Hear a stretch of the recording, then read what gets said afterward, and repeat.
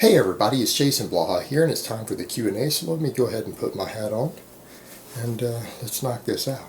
Alright, first question. If training multiple rep ranges of the same muscle group per session is counterproductive, I didn't say it was counterproductive, you need to completely rewatch that video, I just did it yesterday. Then what is the logic behind Bill Starr's back-off sets or Dante Trudel's Widowmakers after your straight sets of 6 to 10 reps? Alright guys. People really don't understand stuff sometimes, and that's one reason I make really long videos these days. One of the reasons is because I got tired of people misquoting me. And I'm going to say this as nicely as possible, quit fucking misquoting me. If I make you a 15-minute long video, I included all of the information. And it seems like, unfortunately, people can't grasp that. They just can't grasp that fact that when I make a 15-minute long video explaining the entirety of something, they just make up their own interpretation. The same problem I had when I used to make 2- and 3-minute videos. People take things out of context. Nobody ever said it was counterproductive. When we say that doing something can only give you 99% of your possible results, and you could probably get 1% more in a competitive environment if you do something different based upon all the more modern research and studying athletes, that doesn't mean it's counterproductive. It means that it's going to affect the timing of your ideal training frequency. Now, that being said, Bill Starr and Dante Trudel are not modern figures. Bill Starr worked with football players in the 70s. His programs were good enough back then to get people in the NFL. And they're good enough now for the average guy who just wants to get really big and really strong. Would I recommend them for current NFL players? No. They need a 1% edge. Right? They need to be the best they can be, not be 98% of the best they could be. Doesn't work for $5 million contracts. Dante Trudel was a bodybuilder who stumbled upon a training protocol that allowed people to get in and out of the gym quickly while still growing extremely fast while running really cheap drug stacks. All right, he came up with training methods to make people really big. Furthermore, 20 rep squats are not done in a different rep range. That's its own entire video. 20 rep squats are actually still using your 10 rep max. You're still in that same intensity level. You're doing rest pause training. Rest pause training is a totally different animal. I think there's big confusion there with people thinking that rest pause reps somehow makes a workout lighter weight or lower intensity or something because you're doing higher reps. No, you're doing rest pause to replace your other sets. Rest pause training is done so that you can do one set and glean some of the benefits of doing 3 or 4 sets. That's the idea behind it, and it works. It's just very difficult to recover from. But the thing is, both of these guys wrote programs where you're only lifting 3 days a week. All right, that's a big caveat.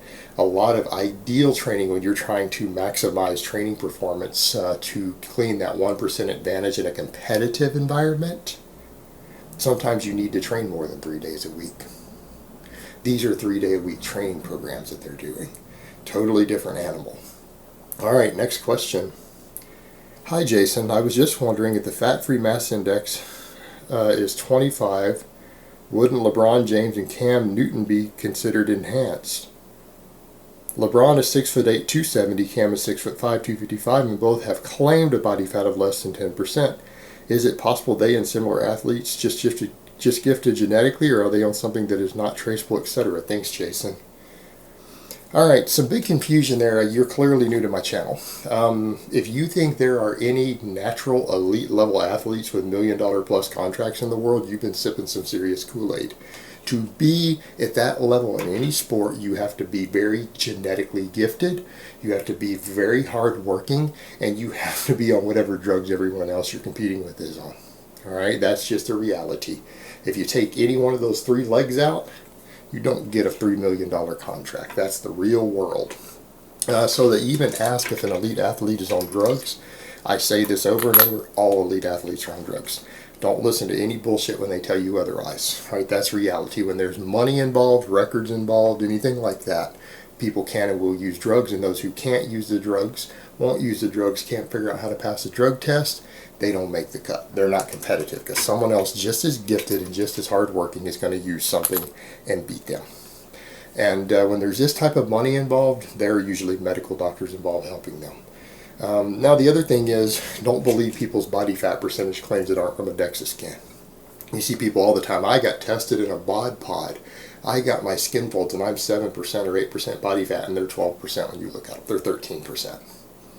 All right, they're not 7%. They're not 8%. Just keep that in mind, guys. Be very leery of people's claims of their body fat composition. All right, next question. Accessory single leg work to promote stability, balance, and close to even strength between each leg, so that during bigger lifts, such as squat and deadlifts, the trainee experiences less hip shift, etc. As a PT, I also find lunges as an accessory movement to squats help open up the tight hip flexors due to being desk bound. Reverse lunges are an awesome posterior chain exercise too. Could a 2x8 or something to that effect be implemented within a novice program? You know, sure, you could implement it within a novice program, but let's be honest here. You're talking about balancing the left or the right side. This isn't a problem that most lifters have, meaning this is something personal trainers with their fluff and stuff oftentimes worry about. No offense intended to you as a personal trainer, but you do see a lot of fluffy wuffy stuff being done. Balance, why don't you do balance training? There's different things you can do for balance. And I'm sure you mean left to right balance, but the thing is, you don't get left to right imbalances from doing heavy barbell work at good technique. It doesn't happen to any appreciable extent. It's bad technique that causes this. Work on tightening up their form. Work on tightening up their form, and you're going to see plenty of guys who squat and deadlift, who don't do any unilateral work, who have no trouble with balance, who lift amazing weights. And I'm not saying if you want to do these it's a bad idea, particularly opening up the hips. But keep in mind, these are minor accessory works. Do not treat them as primary builders in any way. And that's occasionally where I see personal trainers and stuff messing up. Instead of just getting people strong on their squat and deadlifts, they spend too much time doing some of this accessory stuff like lunges and everything else. Truth be told, I've taken people like Brittany, who had personal trainers in the past who helped her do all this stuff, and they went really slow. They had slow progress because she does have hip problems that we had to rehabilitate. She does have shoulder problems we have to rehabilitate. I put her in the gym and I teach her basic exercises, learn basic technique. We do a little bit of band work for her hips, a little bit of band work for her shoulders, and all of a sudden most of her problems are resolved and she's strong and has no problems, and she's made a fantastic transformation. Don't spend a lot of time worrying about this nonsense.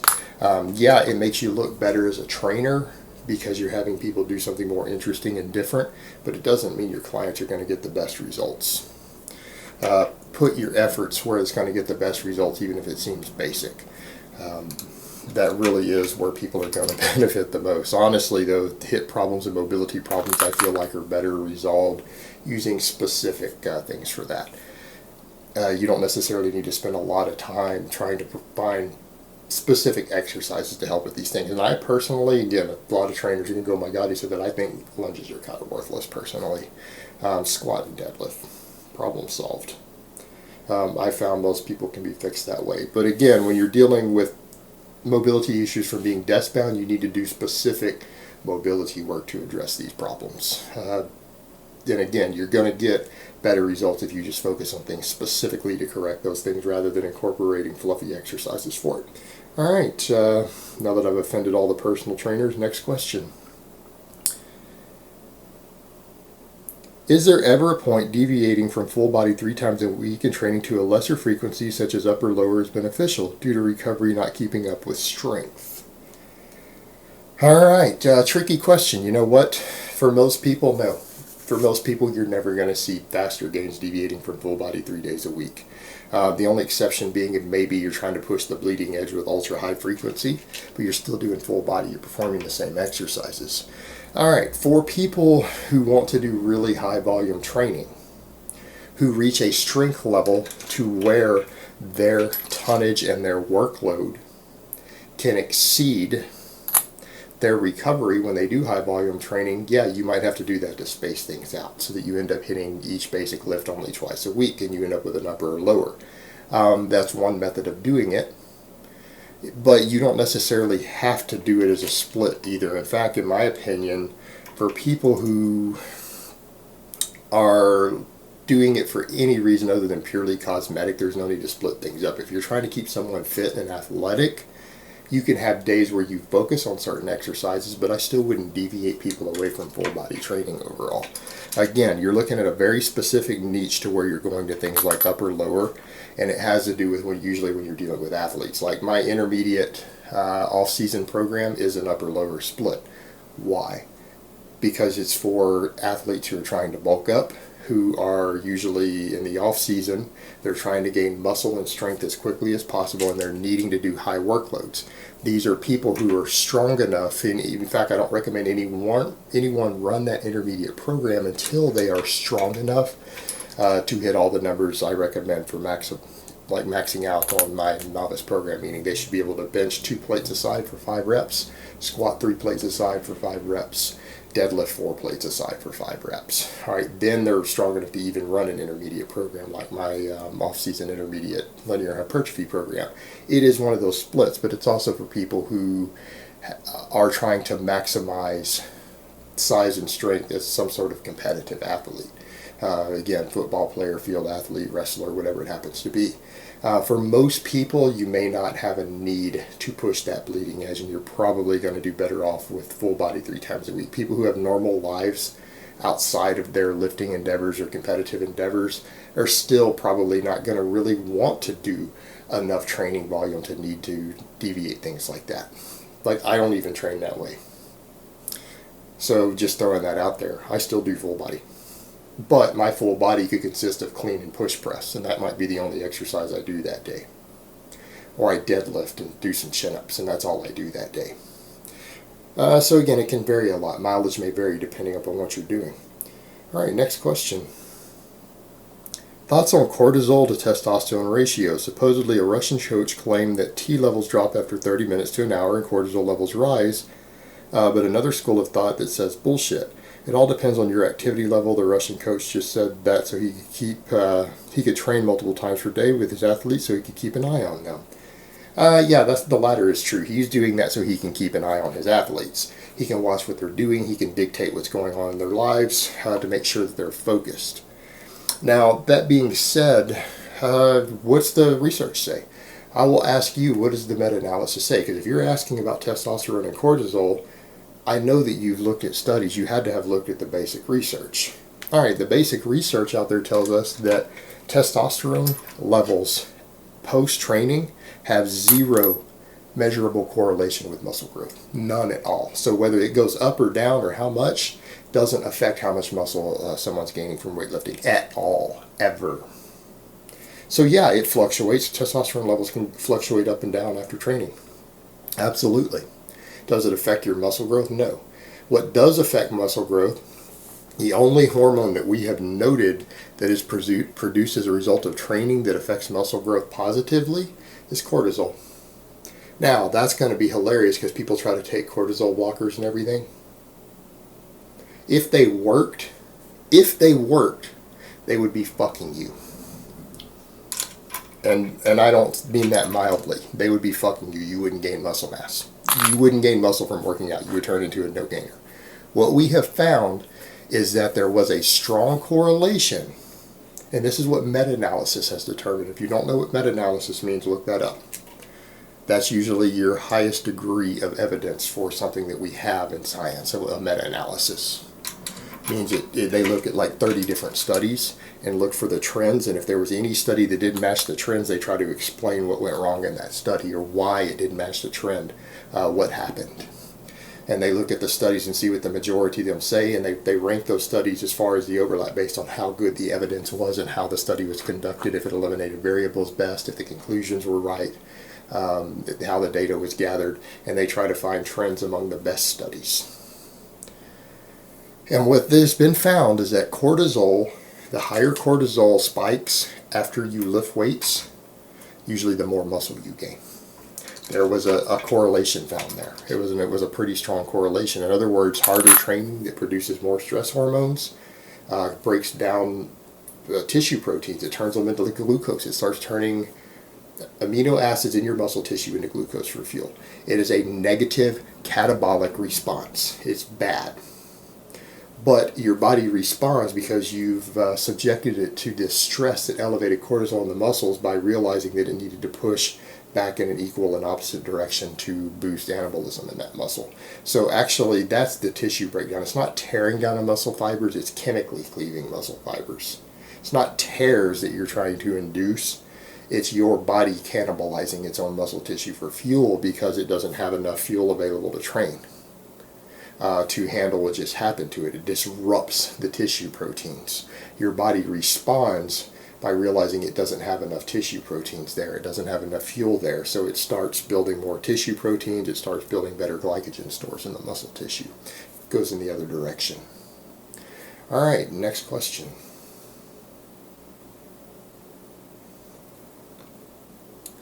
Wait a second. I just thought of something. These guys like Bill Starr, who train elite level athletes, who you say we should listen to, whose programs work for drug-free lifters, didn't their elite athletes most likely use drugs, and perhaps these trainers themselves, whose programs are we encouraged to follow? I mean, their shit works straight up, but it struck me, why don't they use different programs that are more suited to drug users while we use something else? Do you follow my question? I'm going to get into the rest of his question there. But, all right, what makes you think that Bill Starr's guys are all on drugs? When I say in the modern world, I'm usually talking about at least past my childhood. I'm 40 years old. Modern world is like the late 80s, the 90s, maybe this century, maybe this millennium. That's the modern world. Bill Starr was writing stuff in the 70s. There was steroid use in football in the 70s, but not to the degree that there was today. Like Lyle Zato, go research him as one of the first guys to really be associated with this for abusing hefty amounts. Most of the guys in the NFL back then were using very small amounts. Drug testing hadn't even been started yet because it wasn't a big issue. There were guys using, but you need to understand what I tell people who are like, how should moderate users train? They're like, how should someone train who's using just a small amount, the same way a natural does? The only people who need to really deviate their training are people who are starting to use higher doses. And do you know what training deviations they would probably benefit from? Adding more volume. Adding more volume. You don't necessarily need to fundamentally change your training. And here's the question. If a training style works really well for guys on high doses of drugs, that doesn't always mean that it's going to work for drug-free guys. So obviously we know this. This is the case. Most of the training that's out there promoted by bodybuilders sucks for drug-free guys. But what about training that works really well for naturals? How does that work for people on drugs? Well, they gain more muscle on the drugs. They gain more strength on the drugs. Furthermore, when you start running some basic programming, you retest your maxes periodically. All right, now here's where it gets interesting. If people used drugs during a 12-week phase of a training program, aren't they going to have gotten stronger than if they hadn't used drugs? The program, when it retests your strength levels to determine your percentages or where you need to be, people who use drugs are going to have to go up more in the next 12-week block. The programming compensates for their drug use. This is straightforward. The thing is, if you write programs correctly, naturals and drug-free guys can run the same programs as someone who uses drugs. They can run the same programs because the guys who are on drugs are still going to make great progress off of a program that worked for naturals. They're just going to excel at it faster. All right? Training that works really well for naturals doesn't work bad for people on drugs. In fact, it works better because they're getting the benefit of the drugs along with the effective training. It's a good combination. Just something to keep in mind when people think about this. All right, next question. Hi, Jason. I've been doing the 2 usual rotator cuff exercises with light dumbbells you always see people do for years. A bodybuilder told me I should be using a third where I pretend to pour a watering can in front of me with a lightweight. The pinky points towards the sky at the end. I've been doing this exercise for years. Have I been damaging my glenoid every single rep all these years? Thanks.